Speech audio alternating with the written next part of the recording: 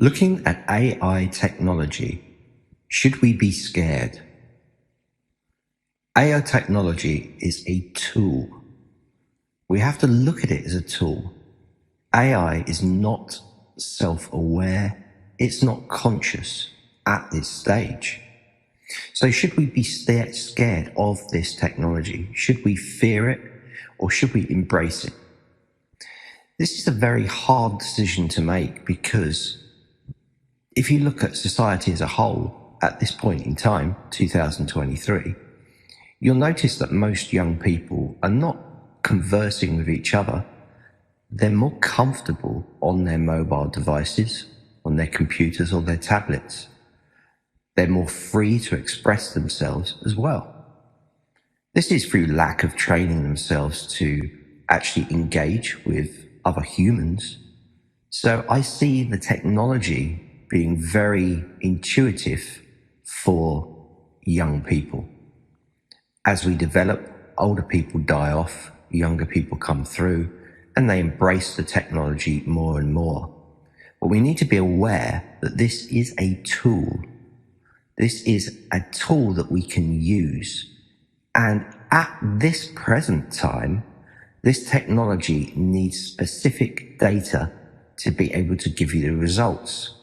So as an example of this, if you were typing a prompt into ChatGPT and you were to put, write me social media posts on marketing funnels, what would happen with ChatGPT, unlike a human being, is ChatGPT would run you a series of social posts that are not for specific platforms or social channels like Twitter, Instagram, TikTok, or even Spotify. It would just give you a series of nice social media posts.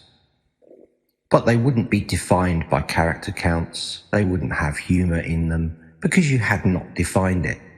So unlike a human being that would actually write you, because they would interpret through body language actually what you needed. So they would do you a post for Twitter, Instagram, TikTok. ChatGPT would not. However, if you're specific with ChatGPT, then it will give you the results.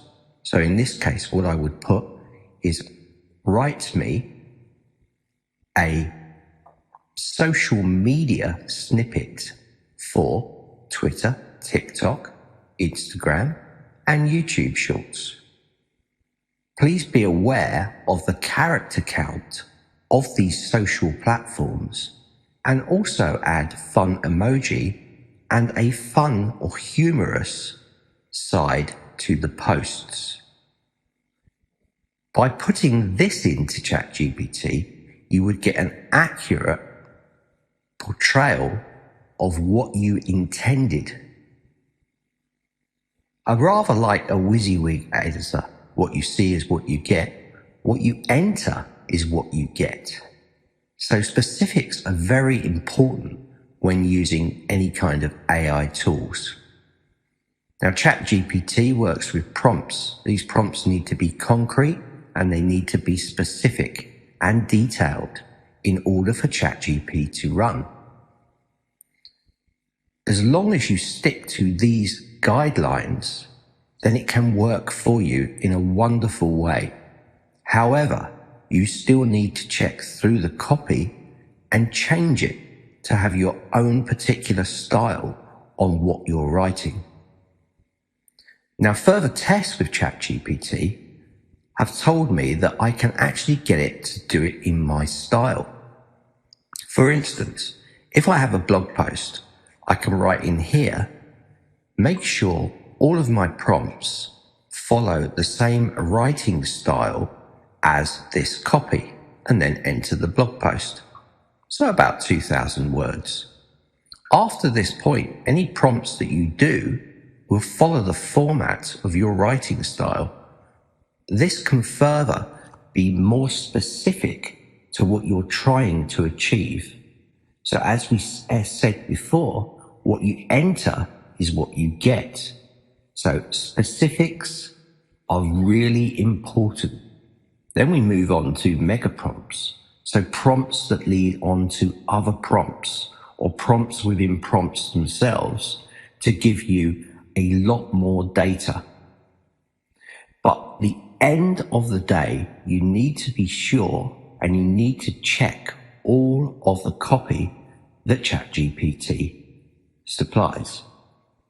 Now, there's different versions of ChatGPT. If you're on the paid version, you have access to ChatGPT 4.